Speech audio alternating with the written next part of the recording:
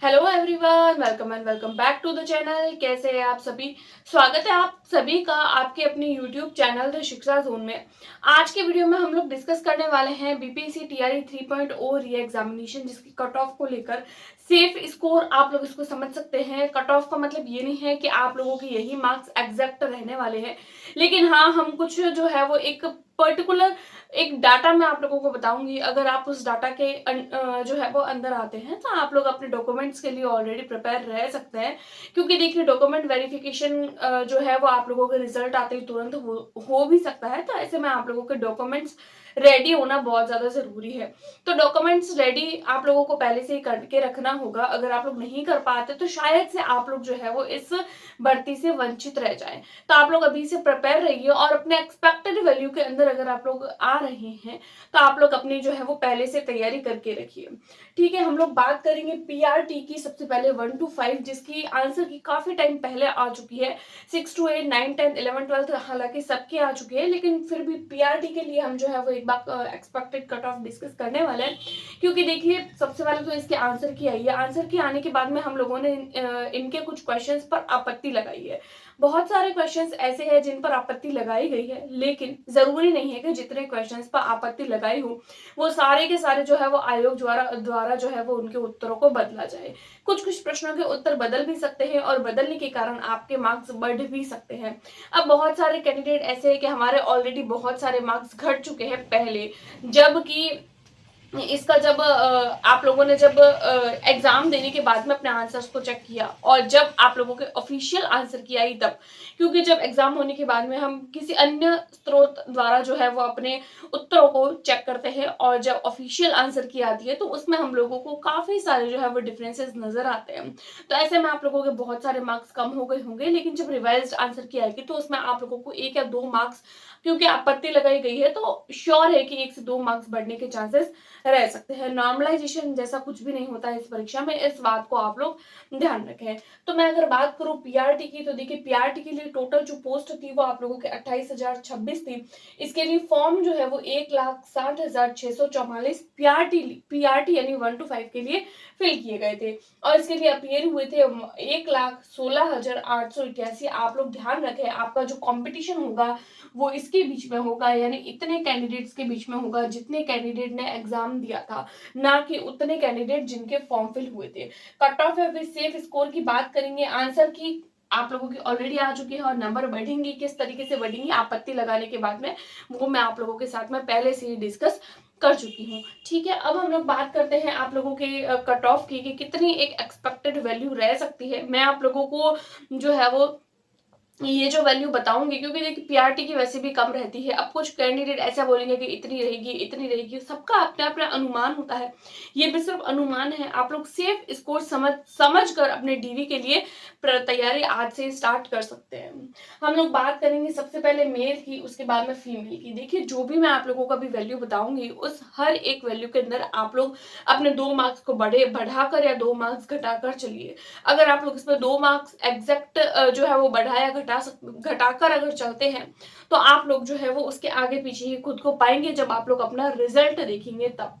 उसके बाद में देखिए, सबसे पहले अगर मैं यूआर की बात करूं या फिर अदर स्टेट की बात करूं, अदर स्टेट की मैं यहाँ पर इसीलिए बात करी हूँ यूआर के साथ में, क्योंकि आप लोगों को पता है कि जो अदर स्टेट की कैंडिडेट होते हैं उनके लिए जो कट ऑफ होती है वो यूआर के बराबर ही होती है। क्योंकि अदर स्टेट से आने वाले कैंडिडेट जो होते हैं वो बिहार में आने के बाद में as a general category count होते हैं, उनको आरक्षण का लाभ जो है वो नहीं मिलता है। तो आप लोग अगर किसी अदर स्टेट से है और अगर आप लोग ईडब्ल्यूएस से है, बीसी से है, ईबीसी से है, एससी से है, एसटी कैटेगरी से है, दिव्यांग है, कोई भी अगर आप लोग कैटेगरी से बिलोंग करते हैं तो आप लोगों को आरक्षण का जो है फायदा नहीं मिलेगा। आप लोगों को जो है वो यूआर में ही काउंट किया जाएगा। तो मेल के अंदर आप लोग देख सकते हैं, पीआरटी की बात करें तो 80 से 81 तक और फीमेल की 73 से 75 तक लगभग जो है वो रह सकती है। ईडब्ल्यूएस की देखें तो 72 से 76 तक मेल की और फीमेल की 68 से 70 तक। उसके बाद में बीसी की बात करें तो 74 से 76 तक और फीमेल की बात करें तो 65 से 68 तक। उसके बाद में हम ईबीसी की बात करें तो उसमें 71 से 73 और फीमेल की बात करें तो 60 63 से लेकर 65 तक लगभग रह सकती है। उसके बाद में अगर हम लोग एससी कैटेगरी की बात करें तो एससी कैटेगरी में आप लोगों को बहुत कम देखने को मिलती है, 56 टू 60, और फीमेल के 39 के आसपास, और एसटी कैटेगरी में 55 टू 58 और 39 टू प्लस 39 प्लस समझ सकते हैं। उसके बाद में दिव्यांग की और पीएच की तो इससे कम क्या जाएगी, और भी ज्यादा कम ही जाती है। अब सबसे पहले अगर मैं आप लोगों को बता दूं कि आप लोगों का ये देखिए, ये जो कट ऑफ है ये तो ठीक है, लेकिन आप लोगों की मेरिट कैसे बनती है उसको आप लोग जरूर समझिएगा। देखिए, आपका ये जो पेपर होता है वो 2 पार्ट्स में डिवाइड रहता है। ये आप लोगों का जो मेन पेपर होता है, मान लीजिए ये कोई मेन पेपर है, अब ये जो पेपर है वो आप लोगों के 2 पार्ट्स में डिवाइड रहता है। एक तो आप लोगों के होता है जीके एंड जीएस वाला पोर्शन, और एक होता है आप लोगों के लैंग्वेज वाला पोर्शन। अब हम लोगों को पता है एक होती है लैंग्वेज और एक होती है दूसरा आप लोगों का जीके एंड जीएस। लैंग्वेज वाला पोर्शन जो होता है वो आप लोगों का 30 मार्क का होता है, और जीके जीएस जो होता है वो 120 मार्क्स का होता है। उसके बाद में देखिए, आप लोगों के ये जो होता है ये जो लैंग्वेज वाला पोर्शन है इसमें आप लोगों को ओनली पासिंग मार्क्स लाने हैं। अब कट ऑफ कैसे बनती है, क्योंकि देखिए टोटल जो पेपर होता है वो 150 मार्क्स का होता है। अब कट ऑफ कैसे बनेगी, 150 मार्क्स के हिसाब से, या फिर आप लोगों के जीके जीएस के हिसाब से, या लैंग्वेज वाले पोर्शन के हिसाब से। सबसे ज्यादा माइंड में आने वाला क्वेश्चन कि कट ऑफ कैसे बनेगी। तो देखिए, लैंग्वेज वाले पोर्शन के लिए मैं आप लोगों को पहले ही समझा दूं कि जो लैंग्वेज वाला पोर्शन होता है उसमें आप लोगों के 30 मार्क का होता है। देन जीके जीएस जो होता है वो आप लोगों का 120 मार्क का होता है। अब ये जो 30 मार्क होते हैं इसमें आप लोगों को ओनली पास होना जरूरी है। इसके मार्क्स आप लोगों की जब कट ऑफ बनती है तो उसके साथ में काउंट नहीं होते हैं। 30 मार्क्स में से आप लोगों को 9 नंबर लेकर आने हैं। अगर आप लोग इसमें 9 नंबर लेकर आते हैं तो आप लैंग्वेज में पास है। अब मान लीजिए आप लोग 120 जीके एंड जीएस में कितने भी ज्यादा मार्क ले आए, 120 में से 119 मार्क ले आए, लेकिन अगर आप लोग लैंग्वेज वाले पोर्शन में 9 की जगह 8 मार्क लाए हैं तो भी आप पास नहीं माने जाएंगे। इस बात को आप लोग ध्यान में रखें, और बहुत सारे कैंडिडेट ने इस बार यही मिस्टेक की है। लैंग्वेज वाले पोर्शन में वो पास नहीं हुए हैं, बल्कि जीके जीएस वाले पोर्शन में वो लोग जो है वो पास हो चुके हैं। तो इस बात को ध्यान रखें। अगर आप लोग लैंग्वेज वाले पोर्शन में अगर आप लोगों की कम मार्क्स है तो आप लोग पास नहीं माने जाएंगे। आप लोगों को 120 मार्क्स में से ही आप लोगों की मेरिट बनेगी, और उसके हिसाब से ही आप लोगों को अपने मार्क्स और अपने जो भी आंसर्स है उसको काउंट करना है। उसके बाद में दूसरा एक और मैं सोर्स आप लोगों को बताना चाहती हूँ, वो है सीटेट का एग्जाम। क्योंकि देखिए, जो जब हम लोग बीपीएससी टीआरई 3.0 का एग्जाम देते हैं तो सबसे ज्यादा इंपॉर्टेंट होता है आप लोगों के लिए सीटेट। जब आप लोगों के पास में सीटेट क्वालिफाई होता है ना, हम लोगों को पता है इसके लिए भी 2 तरीके के क्वालिफाइंग मार्क होते हैं, एक होता है 90 नंबर और एक होता है 82। अब आप लोग ध्यान रखें, अगर आप लोग यूआर से और अगर आप लोग अदर स्टेट से है तो आप लोगों को 90 नंबर लाने हैं, और अगर आप लोग इन सारी कैटेगरी से बिलोंग करते हैं तो आप लोगों को 82 मार्क्स लेकर आने हैं।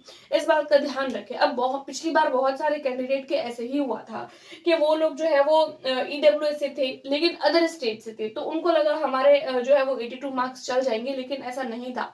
पहले उन लोगों को ज्वाइनिंग दे दी गई, लेकिन बाद में जो है वो जब पता चला कि ये अदर स्टेट से बिलोंग करते हैं तो फिर उनको उनकी नौकरी से निकाल दिया गया। तो इस बात का आप लोग जरूर से ध्यान रखें। सीटेट के अपने मार्क्स को जरूर देखिए और अपने लैंग्वेज वाले पार्ट पोर्शन को जरूर देखिए। अगर ये चीज अगर आप लोगों के फिट नहीं हो रही है तो फिर आप लोग एलिजिबिलिटी जो है वो उससे आउट हो सकते हैं, आप लोगों का शायद मेरिट में नाम ना आए। तो इस बात को आप लोग ध्यान में रखें और फिर अपने आंसर्स को चेक करें। आपत्ति तो ऑब्वियसली डेट जो है वो अब निकल चुकी है, आप लोगों ने आपत्ति भी लगाई होगी बहुत सारे कैंडिडेट ने, तो एक बार आप लोग रिवाइज्ड आंसर की का वेट करिए, क्योंकि कल परसों ही हम लोगों को जो है वो 11th 12th के आंसर की देखने को मिली है, तो उम्मीद है कि सबकी जो है वो एक साथ में ही देखने को मिलेगी।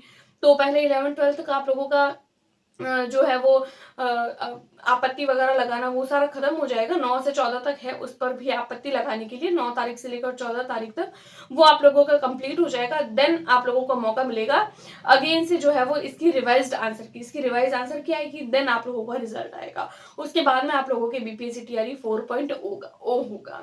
तो आप लोगों के कितने मार्क्स बन रहे हैं पीआरटी के लिए, अगर आप लोगों ने अप्लाई किया आप लोगों के कितने मार्क्स बन रहे हैं, और अगर आप लोग इस मार्क्स के अंदर आ रहे हैं तो आप लोग अपने जो है वो डीवी की तैयारी जरूर करके रखिए। जो भी डॉक्यूमेंट्स है उसकी वीडियो मैं ऑलरेडी अपने चैनल पर बना चुकी हूँ, आप लोग एक बार देखिए। काफी सारे लोगों का प्यार मिला है उस वीडियो में, तो आप लोग भी वहां से जाकर चेकआउट कर सकते हैं।